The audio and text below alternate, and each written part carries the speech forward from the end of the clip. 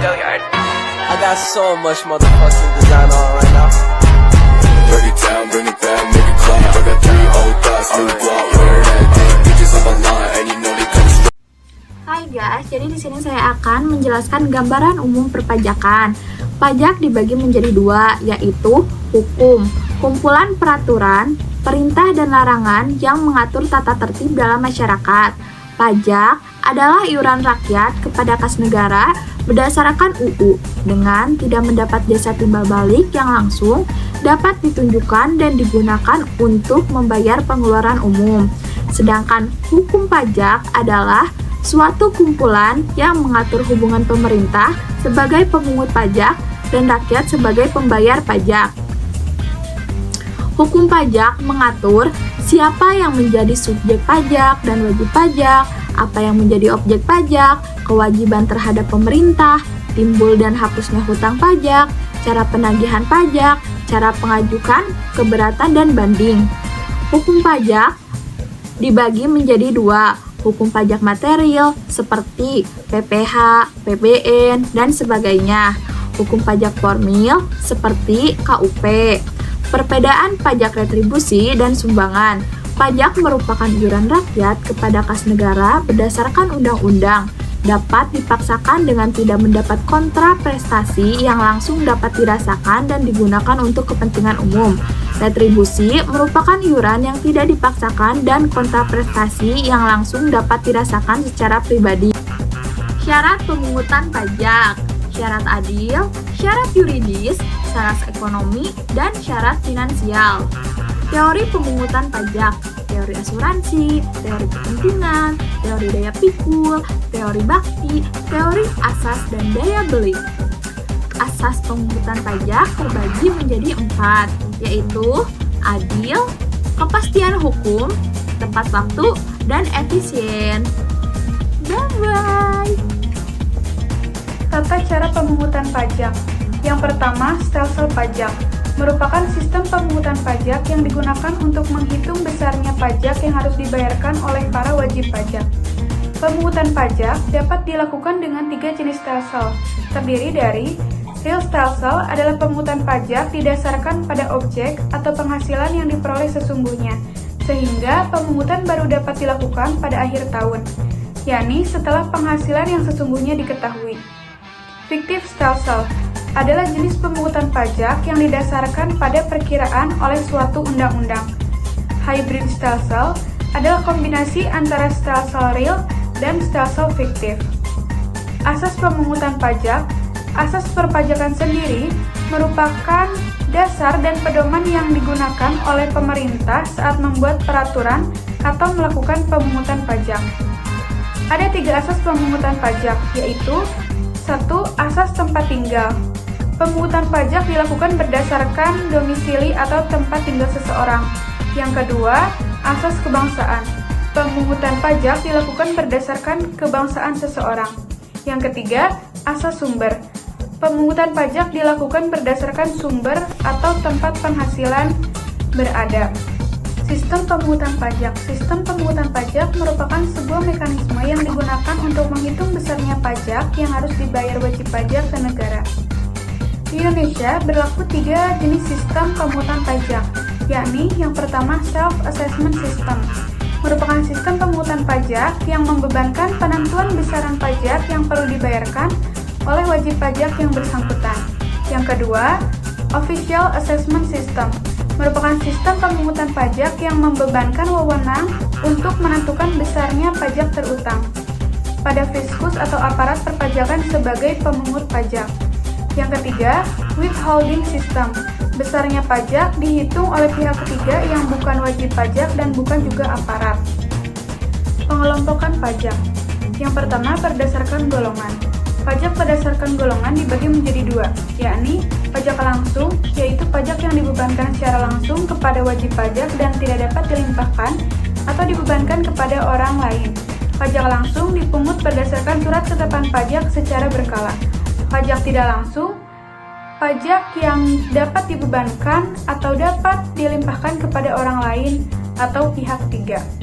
Menurut sifat, ada pajak subjektif, yaitu Pajak yang berpangkalan atau bersandarkan pada subjeknya, dalam arti memperhatikan keadaan diri wajib pajak. Pajak objektif yaitu pajak yang berpangkal pada objek tanpa memperhatikan keadaan diri wajib pajak. Yang ketiga, menurut lembaga penganut, ada pajak pusat dan pajak daerah.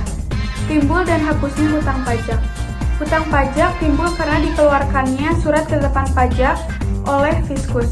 Perbuatan yang menimbulkan hutang pajak yaitu mendirikan bangunan, melakukan kegiatan impor dan ekspor, serta bepergian ke luar negeri. Keadaan yang menimbulkan hutang pajak yaitu memiliki tanah atau bumi dan bangunan, memperoleh penghasilan, serta memiliki kendaraan bermotor. Peristiwa atau kejadian yang dapat menimbulkan hutang pajak yaitu mendapatkan hadiah undian. Hapusnya hutang pajak karena adanya pembayaran, kompensasi, daluarsa, pembebasan, dan penghapusan. Struktur tarif pajak. Tarif pajak merupakan dasar pengenaan atas objek pajak yang menjadi tanggung jawab wajib pajak. Yang pertama, tarif pajak progresif, yaitu tarif pungutan pajak yang mana persentase akan naik sebanding dengan dasar pengenaan pajaknya. Yang kedua, tarif degresif. Artinya, tarif pajak ini merupakan tarif pajak yang persentasenya akan lebih kecil dari jumlah yang dijadikan dasar pengenaan pajak tinggi. Yang ketiga, tarif proporsional merupakan tarif yang persentasenya tetap meski terjadi perubahan terhadap dasar pengenaan pajak. Yang keempat, tarif tetap adalah tarif pajak yang nominalnya tetap tanpa memperhatikan jumlah yang dijadikan dasar pengenaan pajak. Hambatan pajak. Perlawanan pasif terhadap pajak, perlawanan yang inisiatifnya bukan dari wajib pajak itu sendiri, tetapi terjadi karena keadaan yang ada di sekitar wajib pajak itu.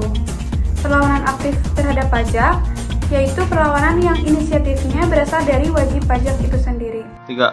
Baik, di sini saya akan melanjutkan materi yang telah disampaikan oleh rekan saya mengenai inti permasalahan pajak. Di sini saya bagi menjadi beberapa poin, yaitu poin pertama subjek pajak, kedua wajib pajak, ketiga hak dan kewajiban, kelima tahun pajak, keenam besarannya pajak terutang, dan terakhir NPWP.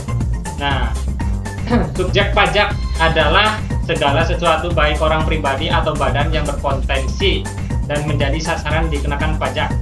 Lalu pengertian wajib pajak adalah orang pribadi atau badan yang menurut ketentuan peraturan perundang-undangan perpajakan ditentukan untuk melakukan kewajiban perpajakan, termasuk pemungutan pajak atau pemotongan pajak tertentu. Lalu poin ketiga, hak dan kewajiban pajak. Hak wajib pajak yang pertama itu hak mendapatkan pembinaan dan pengarahan dari Fiskus. Yang kedua, hak untuk membetulkan SPT atau surat pernyataan pajak. Yang ketiga itu hak untuk memperpanjang penyampaian SPT. Lalu kewajiban pajak, ada 3 poin kewajiban pajak. Yang pertama, kewajiban pajak untuk mendaftarkan diri. Yang kedua, kewajiban mengisi dan menyampaikan SPT. Yang ketiga, kewajiban membayar pajak. Lalu NPWP, nomor pokok wajib pajak. Identitas wajib pajak merupakan nomor yang diberikan kepada wajib pajak yang sebagai sarana dalam administrasi perpajakan, dipergunakan sebagai tanda pengenal dari atau identitas wajib pajak dalam melaksanakan hak dan kewajiban perpajakan. Lalu fungsi NPWP sebagai tanda pengenal, sebagai pemenuhan kewajiban perpajakan, sebagai atau menjaga ketertiban dan pengawasan administrasi perpajakan. Yang terakhir, mendapatkan pelayanan dan instansi tertentu atau dari instansi tertentu. Lalu tata cara memperoleh NPWP. Wajib daftar. Wajib pajak pribadi atau badan yang menjalankan usaha atau pekerjaan bebas maksimal 1 bulan setelah usaha dijalankan. Wajib pajak pribadi atau badan yang tidak menjalankan usaha atau pekerjaan bebas apabila setelah 1 bulan memperoleh penghasilan PTKP selama 1 tahun. Selanjutnya wajib pajak yang tidak mendaftarkan diri tapi sudah memenuhi kewajiban untuk mendaftarkan diri, maka dapat diterbitkan NPWP secara jabatan dan akan dikenakan sanksi. Lalu hapusnya NPWP dibagi menjadi 3. Wajib pajak pribadi meninggal dunia, tidak meninggalkan warisan. Yang kedua, wanita kawin tidak dengan perjanjian pemisahan harta dan penghasilan. Dan yang terakhir, warisan yang sudah selesai dibagi.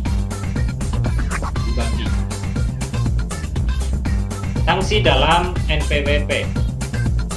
Kesalahan yang disengaja dikenakan sanksi setinggi-tingginya 6 tahun dan denda setinggi-tingginya 4 kali pajak berutang, tidak atau kurang bayar.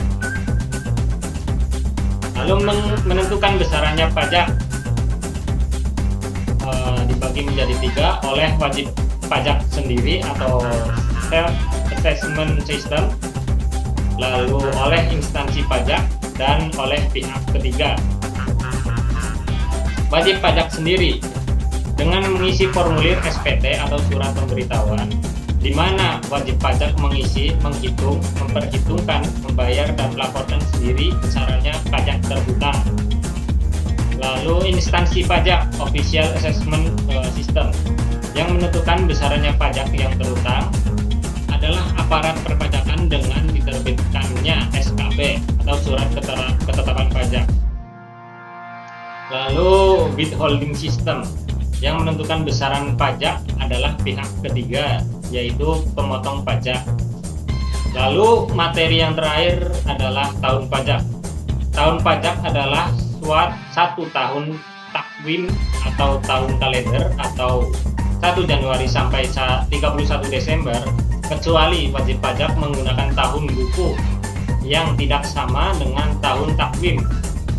Yang penting 12 bulan. Lalu masa pajak jangka waktu yang lama sama dengan 1 bulan takwim. Surat pemberitahuan. Pengertiannya adalah surat yang oleh wajib pajak digunakan untuk melaporkan penghitungan dan atau pembayaran pajak, objek pajak dan atau bukan objek pajak, dan atau harta atau kewajiban menurut ketentuan peraturan perundang-undangan perpajakan. Fungsi bagi WP PPH. Yang pertama, melaporkan dan mempertanggungjawabkan jumlah pajak yang terhutang.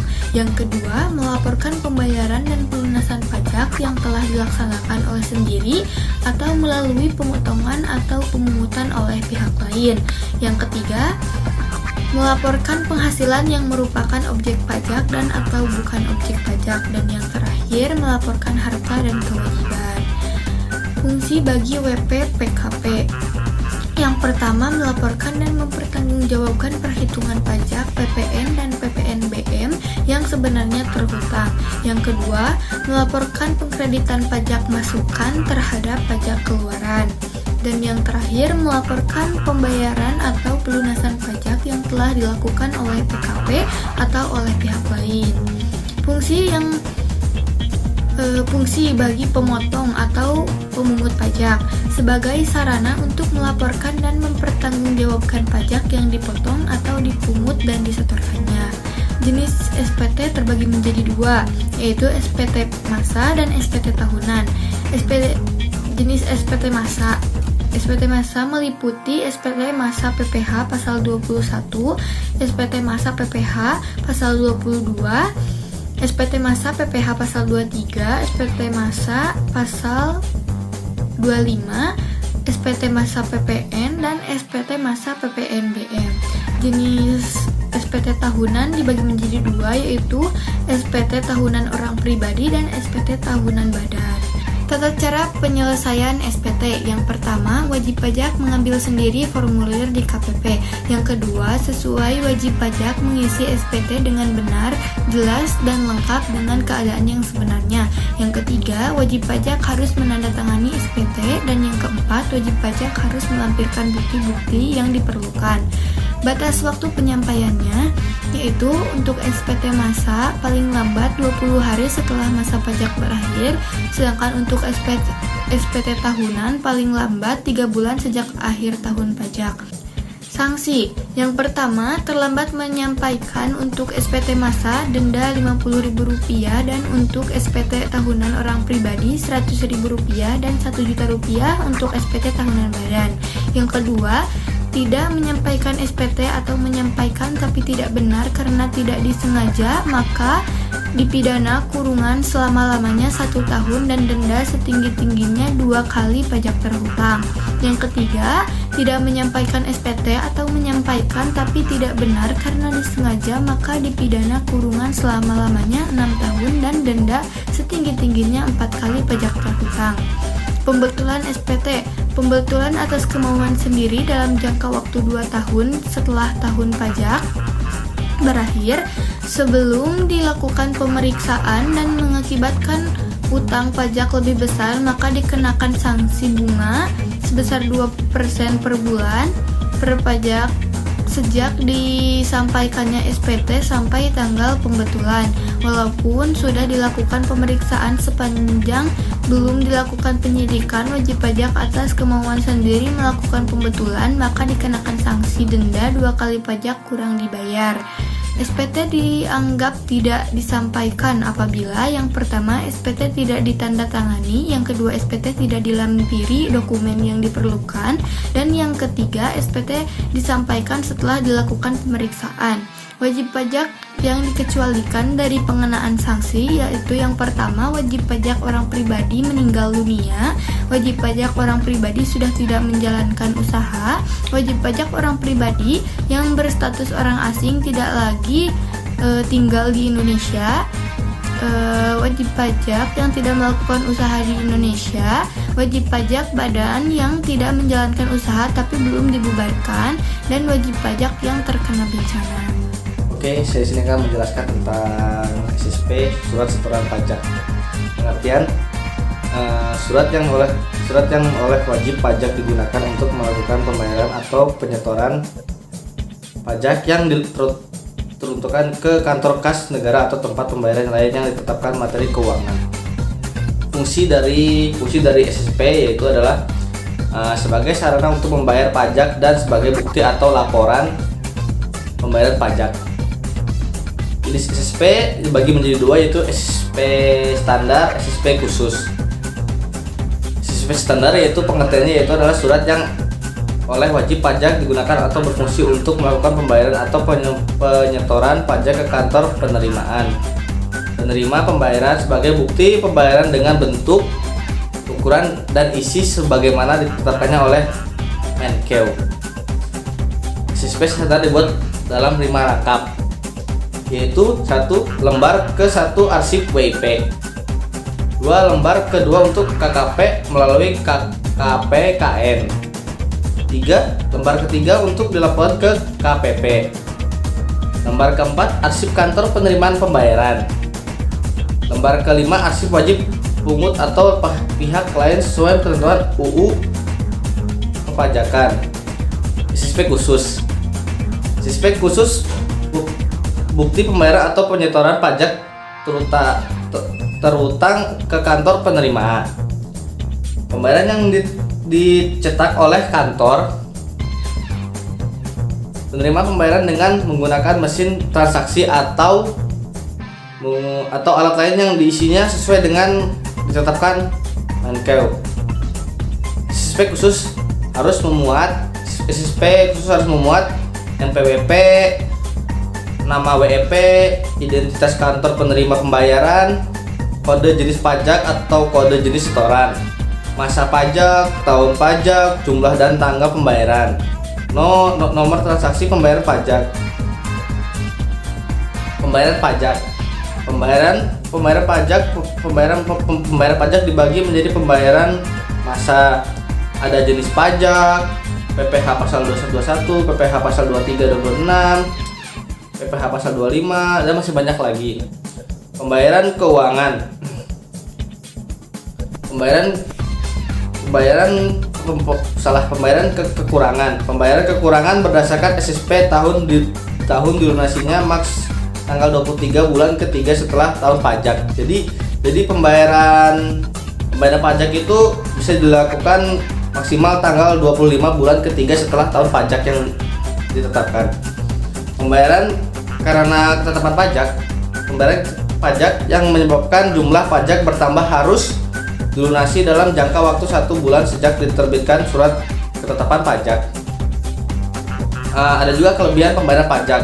Misalkan jika kelebihan dilakukan perhitungan ternyata dapat kelebihan pembayaran pajak, maka WP dapat meminta kelebihan pembayaran tersebut dengan catatan WP tidak punya utang pajak. Jadi setidaknya kalau mau kelebihan pembayaran pajak itu jadi harus catatannya dengan WP tidak punya uang pajak, utang pajak maksudnya. SKP yaitu adalah surat ketetapan pajak. Batasan SKP yaitu hanya diterbitkan kepada wajib pajak tertentu yang disebabkan karena ketidakbenaran dalam pengisian SSP. Tentukan data fisik yang tidak dilaporkan wajib pajak. Jadi batasan SKP surat ketetapan pajak itu misalkan seperti wajib pajak yang diwajibkannya gitulah. Fungsi SKP fungsi SKP itu dapat dibagi menjadi 5 ya. Ada 1 koreksi atas jumlah pajak yang ditentukan menurut SSP. 2 sarana untuk mengenakan sanksi. Ada 3 sarana untuk menagih pajak. Ada juga lagi untuk sarana untuk mengembalikan kelebihan pembayaran pajak dan sarana untuk memberitahukan pajak yang terhutang. Nah, di sini ada juga surat ketetapan pajak terdiri dari 5 juga. Ada surat ketagihan pajak yaitu disingkat STP, surat keterangan pajak kurang bayar atau SKPKB.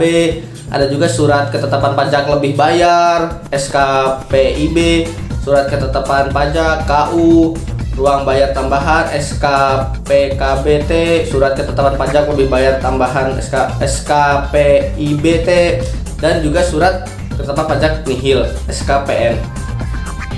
Surat ketagihan pajak STP yaitu surat untuk melakukan penagihan pajak dan atau sanksi administrasi berupa denda dan atau bunga. Mungkin dari sini mungkin surat ketagihan pajak ini yaitu misalkan kita mau membayar pajak tapi sudah lewat dari tanggal pembayaran itu, mungkin tagihan dan atau bunga. Itu saja dapat dari saya sampaikan. STP diterbitkan apabila PPh dalam tahun berjalan atau kurang dibayar. Dari hasil penelitian terdapat kekurangan pembayaran pajak akibat salah tulis atau salah hitung. PKP tidak membuat faktur pajak atau membuat tapi tidak tepat waktu. Untuk sanksinya untuk alasan 1 dan 2, sanksi administrasi berupa bunga sebesar 2% per bulan, maksimal 24 bulan sejak terhitungnya pajak sampai terbitnya STP. Alasan ketiga, sanksi berupa denda 25% dari pengenaan pajak Surat ketetapan pajak kurang bayar, pengertiannya yaitu surat ketetapan pajak yang menentukan besarnya jumlah pokok pajak, jumlah kredit pajak, jumlah kekurangan pembayaran pajak, besarnya administrasi, sanksi administrasi, dan jumlah yang masih harus dibayar. Untuk fungsinya sebagai koreksi atas jumlah yang terutang di SPT-nya, sebagai sarana untuk mengenakan sanksi, sebagai alat untuk menagih pajak. Alasan menerbitkannya SKPKB dalam jangka waktu 10 tahun, KPP dapat menerbitkan SKPKB apabila berdasarkan hasil pemeriksaan atau keterangan lainnya jumlah pajak yang terutang kurang atau tidak dibayar, SPT tidak disampaikan dalam jangka waktu yang sudah ditentukan. Sanksi administrasi jika SKPKB dikeluarkan karena alasan 1, maka dikenakan sanksi administrasi berupa bunga 2% per bulan maksimal 24 bulan sejak terutangnya pajak sampai diterbitkan SKPKB. Jika karena alasan nomor 2, maka akan dikenakan sanksi berupa kenaikan 50% dari PPh dibayar atau kurang dibayar kurang tambahan. Pengertiannya, surat ketetapan pajak yang menentukan tambahan atas jumlah pajak yang telah ditetapkan, koreksi atas surat ketetapan pajak sebelumnya. Oleh karena itu, surat ketetapan ini baru bisa diterbitkan kalau sudah surat ketetapan sebelumnya alasan untuk diterbitkan SKPK berdasarkan data baru ditemukan hal-hal yang menyebabkan penambahan pajak yang terutangnya dalam SKP. Ditemukan lagi data yang belum terungkap, sanksi administrasi berupa kenaikan sebesar 100% dari pajak yang kurang bayar. SKPLB, surat ketetapan pajak lebih bayar. Pengertiannya, surat ketetapan yang menentukan besarnya pembayaran pajak karena kredit pajak lebih besar dari pajak yang terhutang. Untuk fungsinya, sarana mengembalikan kelebihan pembayaran pajak. Untuk alasan penerbitan SKKPLB, jumlah kredit pajak lebih besar daripada jumlah hutang pajak yang seharusnya. Telah dilakukan pembayaran yang seharusnya tidak terhutang. SKPN, surat ketetapan pajak nih. Pengertiannya, surat ketetapan pajak yang menentukan besarnya kredit pajak yang sama dengan hutang pajak yang seharusnya. Saya Hidayat Nur Sidik. Di sini saya akan menjelaskan tentang materi bab 6, keberatan dan banding. Keberatan adalah upaya dari wajib pajak yang merasa tidak puas dengan ketetapan pajak. Dasar pengajuannya yaitu apabila wajib pajak berpendapat bahwa jumlah rugi, jumlah pajak, dan pemotongan atau pemungutan pajak tidak sebagaimana mestinya. Syarat pengajuannya yaitu keberatan atas SKP atau surat ketetapan pajak. Keberatan diajukan secara tertulis dengan mengajukan apa keberatannya dan alasannya kepada pihak pajak. Diajukan dalam jangka waktu 3 bulan sejak tanggal surat, tanggal pemotongan, tanggal pemungutan, kecuali dalam keadaan force majeure atau ketika terjadi bencana alam. Penyelesaian keberatan dalam jangka waktu 12 bulan, surat keberatan diterima harus memberikan jawaban atau keputusan. Keputusan dapat berupa menerima seluruhnya, sebagian, menolak, atau bahkan menambah besarnya jumlah pajak yang terhutang. Apabila jangka waktu 12 bulan tidak ada keputusan, maka keberatan dianggap diterima. Apabila keberatan diterima, maka kelebihan pembayaran ditambah imbalan berupa bunga 2% per bulan, maksimal 24 bulan. Yang selanjutnya yaitu banding pajak. Banding pajak adalah salah satu upaya hukum yang dilakukan wajib pajak terhadap suatu keputusan perpajakan. Syarat pengajuannya yaitu diajukan secara tertulis kepada pihak fiskus atau pihak perpajakan. Juga disertai dengan alasan-alasan, yaitu alasan kenapa kita mengajukan banding tersebut. Diajukan dalam jangka waktu 3 bulan sejak keputusan keberatan diterima. Jika lebih dari 3 bulan, maka dianggap setuju dengan SKP yang diberikan. Juga dilampiri salinan keputusan keberatan. Penyelesaiannya yaitu apabila pengajuan keberatan diterima sebagian maupun seluruhnya sehingga menyebabkan kelebihan pembayaran, maka akan diberikan imbalan berupa bunga 2% per bulan, maksimal 24 bulan. Apabila pengajuan ditolak, akan diberikan sanksi administrasi berupa denda. Yang selanjutnya yaitu pembukuan, adalah suatu proses pencatatan yang dilakukan secara teratur untuk mengumpulkan data dan informasi keuangan yang meliputi harta, kewajiban, modal, serta penghasilan dan biaya. Kewajiban pembukuan, yaitu wajib pajak adalah yang melakukan usaha dan pekerjaan bebas di Indonesia. Juga wajib pajak adalah suatu badan di Indonesia. Pengecualian pembukuan tetapi membuat pencatatan, yaitu apabila wajib pajak orang pribadi yang melakukan kegiatan usaha atau pekerjaan bebas yang menggunakan perkiraan penghasilan neto. Juga wajib pajak orang pribadi yang tidak melakukan usaha atau pekerjaan bebas apapun. Yang terakhir yaitu pencatatan. Pencatatan adalah data yang dikumpulkan secara teratur tentang peredaran atau penerimaan bruto dan atau penghasilan bruto sebagai dasar yang digunakan sebagai dasar untuk menghitung jumlah pajak yang terhutang termasuk penghasilan yang bukan merupakan objek pajak. Mungkin itu saja dari saya. Sekian, assalamualaikum warahmatullahi wabarakatuh.